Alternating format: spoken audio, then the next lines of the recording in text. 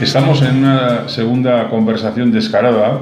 Vamos a conversar con Ricardo Feliu, que es doctor en Sociología por la Universidad Pública de Navarra, experto universitario en temas de análisis multivariante y máster en técnicas actuales de estadística aplicadas por la UNED.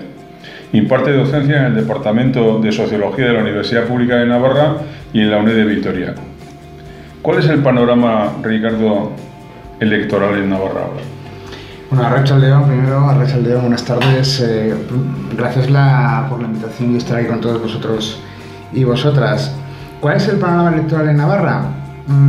Pues es complicado, pero es complicado en relación un poco a cuáles son las características políticas de la sociedad navarra, que básicamente se basan en la pluralidad, en la diversidad de opciones políticas y en la cercanía de muchas opciones, y esas opciones políticas, pues tanto desde el punto de vista ideológico como en algunos puntos de sus programas. Están como los límites de algunas de ellas tienen cierta... ¿no? Hay una característica muy interesante en Navarra y que además yo creo que cuando aparece Podemos en el año 2015 es sobre todo en el sector, vamos a decir, del centro izquierda, en donde vamos a encontrar 4 partidos políticos que van a compartir un espacio muy similar. Evidentemente luego tienen espacios ya particulares y propios, ¿no? Sí. Pero bueno, básicamente sería un espacio que va a compartir Podemos, Izquierda Unida, una parte de Geroa Bai y una parte del PSN. De hecho, cuando analizamos con encuestas postelectorales cuál fue el voto a Podemos en las pasadas elecciones forales, se ve claramente de dónde saca sus apoyos y prácticamente como más de aproximadamente el 50% del voto lo va a obtener de estas 3 fuerzas políticas. ¿Para qué sirven las encuestas, Ricardo? Estaría para qué deberían servir las encuestas y para qué se utilizan las encuestas, ¿no? Las encuestas es un instrumento que tenemos para conocer la realidad social. Digamos que para conocer cualquier fenómeno social tenemos una caja de herramientas con diferentes instrumentos y las encuestas es una más. ¿Las encuestas qué tiene de particular? Pues tiene de particular que podemos, digamos, analizar aquellos fenómenos sociales que pueden ser cuantificados, se le puede dar un valor numérico, ¿no? Pero normalmente cuando se hace esta pregunta, más en el contexto político, a veces viene por debajo otra cuestión que es, bueno, pero las predicciones de las encuestas aciertan o no aciertan, ¿no? Y yo creo que es una cuestión importante el poner encima de la mesa que lo peor que hace una encuesta electoral es predecir el voto. ¿Y ahora qué dicen las encuestas? Ahora qué dicen las encuestas depende de quién haga las encuestas. Es decir, hay un problema con las encuestas políticas. Son un arma electoral. Sí, a ver, yo antes comentaba lo que deberían ser y lo que son, pero a nadie se le escapa que muchas de las encuestas que son publicadas por los medios de comunicación se utilizan como arma arrojadiza o para crear, digamos, discursos de carácter político, ¿no?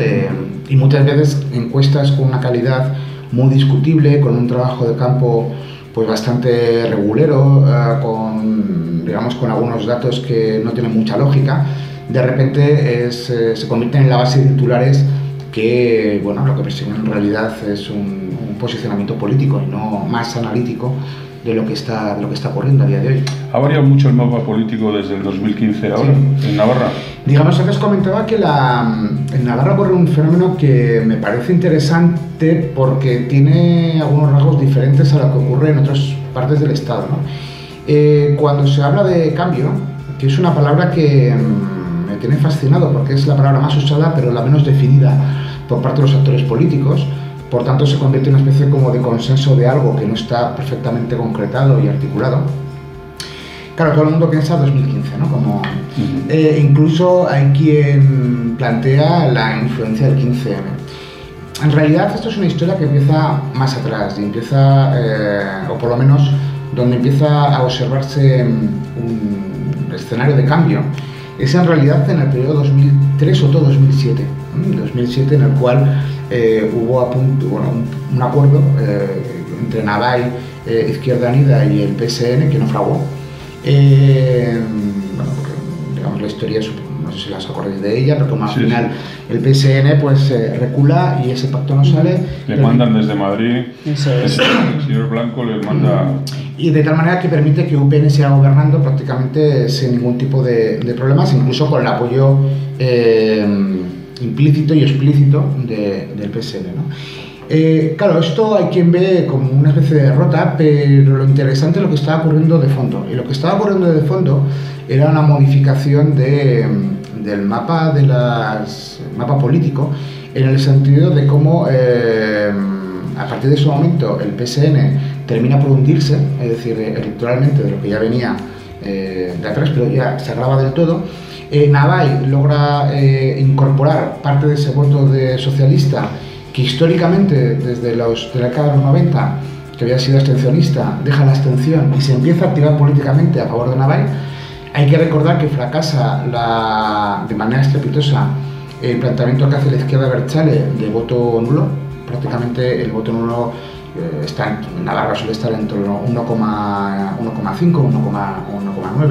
1,9, aumentó hasta 6 puntos, pero una parte también de la izquierda, de votantes de la izquierda Abertzale analizaron la situación desde un punto de vista pragmático y también votaron a Navai, de tal manera que por un lado nos encontramos una recomposición del bloque vasquista, por otro lado nos encontramos que el bloque de UPN empezaba ya a dar las primeras señales de agotamiento, es decir, empieza a descender de manera más o menos suave, pero luego se va a acelerar esa caída de sus votantes, que teniendo en cuenta que son los votantes con mayor edad, pues bueno, la madre natura pues hace su trabajo, pero luego también estaría el tema de que se invierte el comportamiento abstencionista y ahora la abstención empezaba a ser de gente de UPN. ¿Qué pasaba en las izquierdas? Pues teníamos una izquierda unida que no lograba aprovechar bien, aunque en estos momentos, en el año 2007, sí que tiene, digamos, un repunte más o menos interesante, pero bueno, quedaba ahí, un PSN completamente deslavazado, pero ya había, digamos, esa especie de cambio de fondo muy importante, sin el cual luego no se va a entender lo que va a pasar en el 2015, ¿no? Lo que pasa es que en este periodo de tiempo ocurre el 15M. Ocurre el 15M, que en Navarra tiene unas características, bueno, concretas y específicas que convendría un poco diferenciar lo que ocurre en Madrid, porque bueno, va a generar dinámicas más de tensión con colectivos y entidades ya preexistentes y demás, pero bueno, ya se va a generar una dinámica de algo diferente a lo que en este momento estaba ocurriendo en el ámbito sociopolítico navarro, ¿no? De ese movimiento va a surgir Podemos, y digamos que cuando Podemos aparece o en las elecciones de 2015, digamos que aparece, digamos, con mucha fuerza en ese espacio, digamos que vamos a ubicarlo dentro del espacio del centro izquierda, prácticamente, no voy a decir yo monopolizándolo, pero sí, digamos, marcando un espacio propio y particular, ¿no? De tal manera que va a ser la aparición de Podemos el que va a terminar de confirmar el cambio. ¿Por qué? Porque Podemos hace una cosa que no hace el resto de los partidos. El 41% del voto de Podemos es de gente que o bien es la primera vez que votaba, pero fundamentalmente de la abstención, es decir, de personas que pues ya no votaban, había dejado de votar, gente que había abandonado o ya no le interesaba la política, pero que en sus trayectorias biográficas uno podía identificar elementos o partes de su vida vinculadas con proyectos políticos que, bueno, que por una razón o por otra pues se cancelaron, ¿no? Se clausuraron. Entonces el Cómo Podemos sirve como un espacio a través del cual esas personas que nunca habían participado en política se reincorporan a la vida política, y personas que en su momento pudieron participar en varios proyectos políticos vuelven a integrarse, ¿no? Pero lo que hace en realidad es capturar a mucha gente de la población, que va a ser justo la que va a permitir que la suma de apoyos permita, digamos, la posibilidad de crear un escenario nuevo que bueno, se ha cristalizado en lo que es el cuatripartito, y plantear, o por lo menos poner encima de la mesa una alternancia a lo que habían sido 25 años de gobierno de UPN. ¿Y piensas que se repetirá en las próximas elecciones el cuatripartito? Digamos que esta pregunta tiene como varios niveles. La primer nivel sería, si queréis, la cuestión más cuantitativa. Es decir, ¿va a haber apoyos suficientes como para...? Pues hay que recordar que el cambio en Navarra fue por los pelos. Y de hecho hay toda una historia muy interesante, porque Navarra en el año 2015 fue un ejemplo de para qué sirve el voto nulo. ¿Me explico? Y creo que esto es importante para que lo veáis, ¿no? Todo el mundo sabemos que Ciudadanos se quedó a unos cuantos votos de lograr representación. Si hubiera logrado la representación, se hubiera quedado un empate de 25-25. Todo, bueno, la famosa barrera del 3%. Claro, ¿quién marca la barrera a partir de la cual un partido político, en este caso en Navarra, entra al reparto de escaños? Pues es el voto en blanco. Ciudadanos se quedó a exactamente 1.134. ¿Qué hubiera pasado si de repente 1.000 personas, o igual un poquito menos, hubieran decidido en vez de votar en blanco, no votar a otro partido? Pues posiblemente el escenario hubiera sido completamente diferente. Claro. Digo esto porque a veces uno tiene la sensación de ciertas lecturas triunfalistas, cuando en realidad la cosa fue por los pelos y fue muy ajustado. Y va a depender un poquito de cómo en las próximas elecciones, en cómo se quede configurado el mapa navarro, porque igual no tenemos 4 partidos, igual tenemos 3 partidos, o bueno, vamos a ver un poquito cómo se va articulando. Opciones más que partidos. Opciones, ¿no?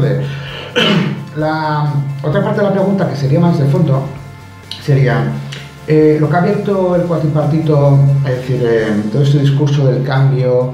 Bueno, yo creo que el discurso del cambio hay que revisarlo. ¿Por qué? Antes comentaba que el cambio es una palabra un poco como de moda, pero cuando indagamos sobre qué significa el cambio, el planteamiento de Gueroa, el planteamiento de Bildu, el planteamiento de Podemos y la Izquierda Unida, hay matices, y hay matices relevantes.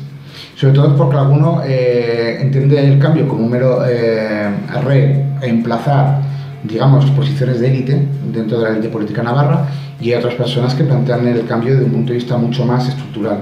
Y sobre todo partiendo que todavía hay reformas de calado, como la revisión de la función pública del Gobierno de Navarra, que ha sido uno de los espacios de poder en la cual se ha armado la derecha navarra durante prácticamente, iba a decir yo, más allá que de la democracia, durante muchísimo más tiempo, ¿no? Digamos que es el espacio de poder por antonomasia. Entonces, bueno, lo que se va a tener que plantear en un futuro escenario va a ser exactamente hasta dónde se quiere llegar con el cambio. Precisamente el hecho de que en las de 2015 Podemos no se presentaran las municipales en muchos municipios y apoyara candidaturas de Unidad Popular y tal, hace que ahora mismo, bueno, pues haya diferentes. Podemos ha dicho que sí se presenta y que tiene que mirar. ¿Tú crees que fuera de los partidos establecidos hay mucha gente? ¿Hay opciones? ¿Estas candidaturas de Unidad Popular han dejado gente en la cuneta o...? No creo que tenga una contestación fácil. No es fácil, no, porque... Mucho menos, pero bueno, es una cosa que sí es muy importante ahora en Navarra, ¿no? Porque hay que tomar actitudes y tal, y entonces hay gente que dice, no, bueno, yo... por lo que oyes, ¿no? Pues hay gente que dice, no, pues nos tenemos que juntar partidos afines, por decirlo así, que están por el cambio, que tienen una serie... Hay otros que dicen, no, eso es muy viejo y lo que hace falta es buscar una unidad popular. En el caso de las elecciones municipales, hay un primer elemento de atención que, aparte de que son el tipo de elecciones menos estudiadas en la ciencia política, iba a decir yo peninsular, pero casi puedo decir europea, lo es porque presenta tal variabilidad de situaciones que el establecer modelos o establecer, digamos, esquemas que puedan servir para todos es muy difícil. Lo que tenemos que atender es justamente a las particularidades y a las características específicas del municipio, y a partir de ahí plantear, digamos, las estrategias, los marcos, los acuerdos que sean los más adecuados, ¿no? Pues muy bien, muy interesante todo lo que nos has contado, y pues te agradecemos muchísimo tu presencia en esta tarde, tu compañía, y bueno, pues encantado de que estés con nosotros. Y seguiremos. Igualmente. Seguiremos. Muchísimas gracias.